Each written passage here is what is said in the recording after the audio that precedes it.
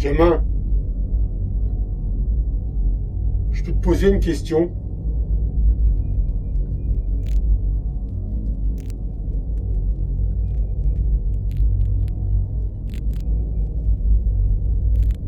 Je vais trouver ça bête, mais je me suis toujours demandé pourquoi tout le monde t'appelait gamin. Alors que... Bah... T'es vieux, quoi.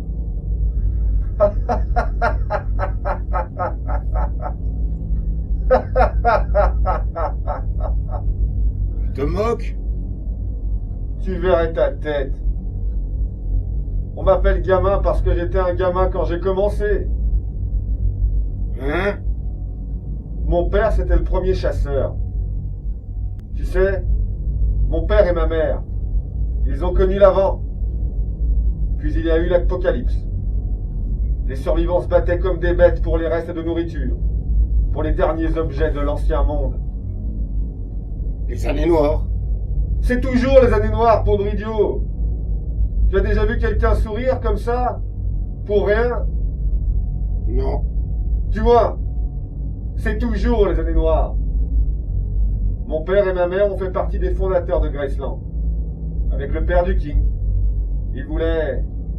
Je sais pas, moi. Ils voulaient plus se battre. Plus être seul. Pourquoi? Tu veux que je te raconte ou pas? Ils se sont rassemblés et mon père est devenu le premier chasseur.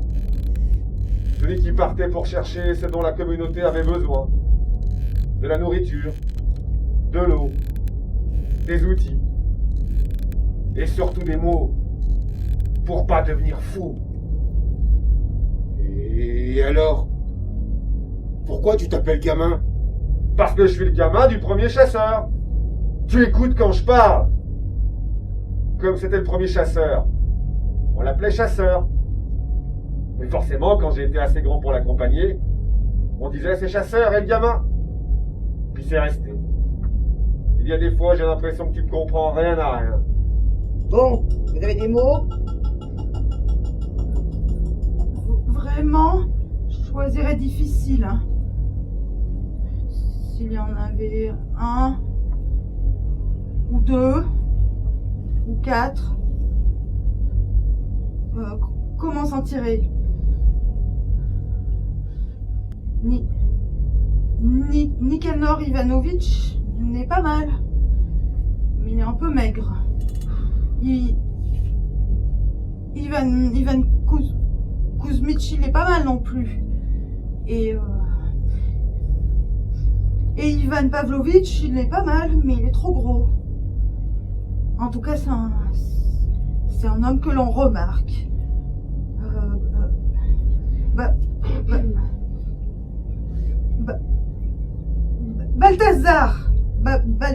Baltazarovitch, il a des qualités. Si on pouvait mettre les lèvres de Nikanor, la bouche d'Ivan. Ah non, c'est Baltazarovitch, la désinvolture. Ah, Bon, j'en ai marre. je mélange tout. Poussez-vous. Allez vous asseoir. C'est moi qui régale. Tu payes pour tout le monde? Pas le droit. Réfléchis. Belles intrigues, tout est en place et nos épouses rebelles se damnent ensemble. Eh bien lui, je vais le coincer, puis harceler ma femme, ôter son pseudo-voile de chasteté à cette hypocrite de Madame Lepage, révéler que Lepage lui-même, tel Actéon, est un cocu aveugle et complaisant, et à ses actions résolues, tous mes voisins applaudiront. Et la pendule me donne la réplique. Tiens, voilà ta salade. La salade, toujours de la salade. J'aime pas la salade.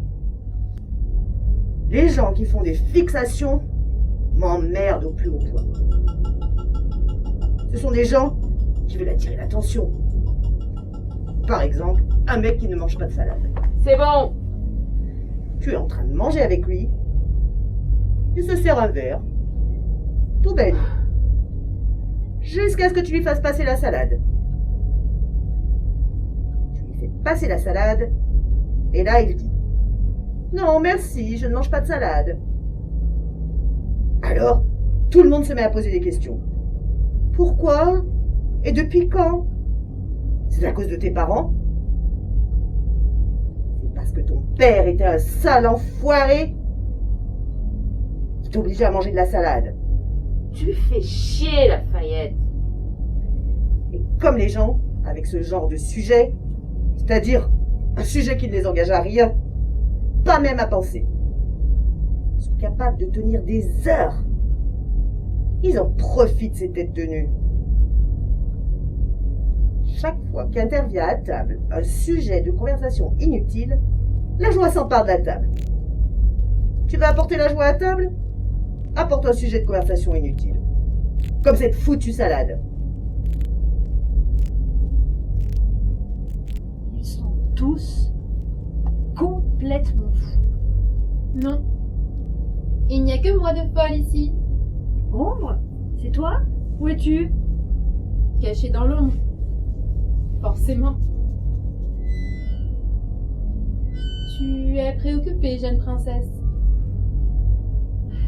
Oui. Je sais que cette histoire va mal finir. Tu le sais? Je le sens. C'est comme une intuition. Une certitude. Comme si quelque chose me disait... Je ne sais pas. On donne tout ce qu'on a à Lafayette. Nos ressources, notre travail, nos mots. Et elle n'auront que des miettes. Et elle nous fait payer pour ça. Et tout le monde laisse faire. Même pire, tout le monde semble trouver ça très bien. Pas toi? Non, il y a quelque chose en moi qui hurle que c'est injuste. C'est le maelstrom. Le maelstrom. Oui, le maelstrom. Les voix des morts. Il t'appelle. Il veut te montrer la vérité. Il t'appelle à lui.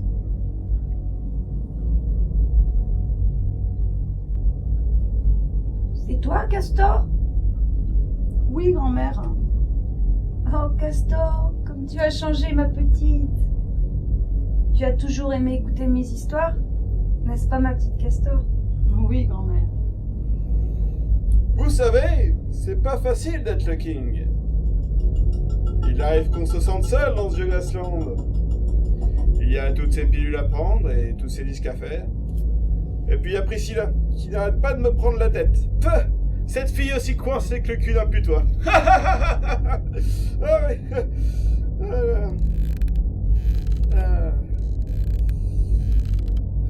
Ah oui, monsieur. Il arrive qu'on se sente seul. Bon. Disons que c'est l'après-midi et que je me sois bien défoncé au kung-fu. Hou, ha, ha, ha, hou. Ou peut-être, j'ai dormi, je me suis allongé, ou peut-être que j'ai juste un peu le blues. Tout ce que j'ai à faire, c'est d'appeler Lafayette. Je l'appelle et je dis « Lafayette, tu ferais bien de me préparer mes 6 hamburgers et tu ferais bien de me les préparer fissa !» Et avant que tu aies eu le temps de dire « Ouf !» j'ai mes hamburgers. Ensuite, elle me donne des pilules et une petite injection. Et elle m'assoit pour que je mange mes hamburgers. Ensuite, les hamburgers arrivent sur leur plateau. Je commence par un hamburger et des cornichons. Et après, je bois un coca. Je prends un autre hamburger, un autre coca. Et un autre hamburger avec des cornichons à la nette. Et un autre soda. Je mange la purée et un autre hamburger avec un coca. Ensuite, parfois, je tombe dans les pommes. Et parfois, je mange une glace. C'était qui le grand qui disait n'importe quoi? C'était le King, grand-mère. King? Tu veux dire le petit Elvis? Le fils du chef? C'est ça, grand-mère. Oh! Ah bah, qu'est-ce qu'il a grandi lui aussi? Tu sais que c'est son père qui a fondé notre communauté? Avec moi et mon mari. Mon mari. Chasseur. Oui, chasseur. C'est un bel homme, tu sais. Mon mari, oui, c'est un bel homme. Sauf qu'il est toujours parti en vadrouille, qu'il me laisse toute seule. Tiens, je suis sûre que... il est encore à la chasse. Hein? Avec le gamin.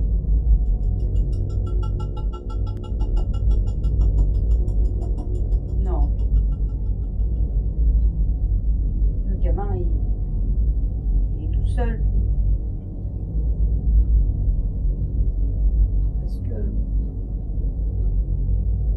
Parce qu'il y a longtemps qu'il est mort, mon homme, n'est-ce pas? Oui, grand-mère. Qu'est-ce qu'elle fait? Elle s'occupe de grand-mère. Comme tous les soirs. C'était quoi ça? Un baiser. Ça sert à quoi? À vivre.